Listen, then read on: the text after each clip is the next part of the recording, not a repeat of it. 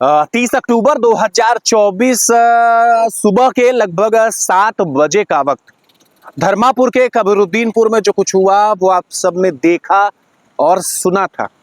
एक ऐसे हृदय विदारक घटना जहां महज 16 साल के एक ताइक्वांडो खिलाड़ी की गला रेत करके हत्या कर दी जाती है और परसों 1 साल बाद तहसीलदार कोर्ट का फैसला आया कि अनुराग के हत्यारों के ऊपर पूर्व की कार्रवाइयां यथावत रहेंगी कथित तौर पे, और दूसरा जो उसका सम्राट सा महल खड़ा है, जो उसका घर खड़ा है, जो मकान खड़ा है, उसे जमींदोज कर दिया जाएगा, बेदखल कर दिया जाएगा और उसके साथ साथ कथित तौर पर 76,000 रुपए का जुर्माना भी लगाया गया है।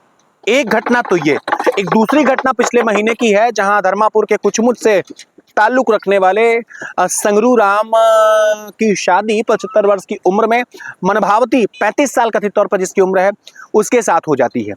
संगरू और मनभावती ने अपने जीवन के 24 घंटे नहीं जिए थे कि सुहाग रात के दिन ही संगरू इस दुनिया से रुखसत कर लेता है।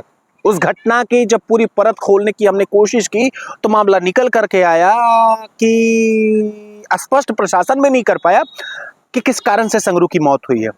जो रिपोर्ट पोस्टमार्टम की निकल के आई उसमें यह था कि कहीं ना कहीं जो उनका ब्लड प्रेशर था वो बहुत ओवर हुआ, कार्डिया अटैक आया और इस वजह से उनकी मौत हो गई। अब इन दोनों घटनाओं को अगर हम एक साथ कोरिलेट करने की कोशिश करें तो ये दोनों इंसिडेंट बहुत अलग हैं। संगरू की केस में संगरू को कथित तौर पर मारा नहीं गया, अनुराग की केस में अनुराग को मारा गया। लेकिन इन दोनों घटनाओं का निचोड़ में एक साथ जोड़ने की कोशिश करता हूं कि क्या अब तक अनुराग के परिवार को न्याय तो कथित तौर पर मिला, लेकिन क्या संगरू के परिवार को न्याय मिला है? क्या संगरू की पत्नी को रहने के लिए जगह दी जाएगी? आपने पिछले दिनों देखा कि कैसे इस घटनाक्रम में कई सारे लोग शामिल थे। कमाल की बात है कि जिस दिन शादी होती है उसी दिन संगरू की जमीन बैनामा करा ली जाती है, और कौन करवाता? उसी परिवार के लोग कराते हैं। और ये समाज कितना दूषित हो चुका है, मैं तो कहता हूं कि अब जी नहीं करता कि समाज में रहने लायक हो। कोर्ट कचहरी के चक्कर काटते काटते अनुराग के परिवार के चप्पलें घिस गई। कोर्ट कचहरी के चक्कर कल को मनभावती भी काटेगी, तब जाकर के उसे रहने का ठिकाना मिलेगा।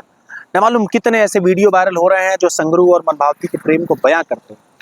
बुजुर्ग व्यक्ति बहुत प्रेम के साथ शादी करता है, लेकिन उसे इस बात का अंदाजा नहीं था कि अगले दिन वो मौत के घाट उतर जाएगा या उतार दिया जाएगा। जो कुछ होगा वो प्रशासन तय करेगा। लेकिन अब इस वीडियो के माध्यम से आप मुझे बताएं कि क्या आपको न्यायपालिका पर भरोसा है? अगर हाँ तो आप अनुराग के साथ खड़े हैं, अगर ना तो फिर आप मनभावती के साथ खड़े हैं। मनभावती की केस में क्या कुछ होना चाहिए? क्या उसे रहने की जगह मिलनी चाहिए या फिर नहीं मिलनी चाहिए? आप मुझे कमेंट बॉक्स में जरूर बताइए। नमस्कार।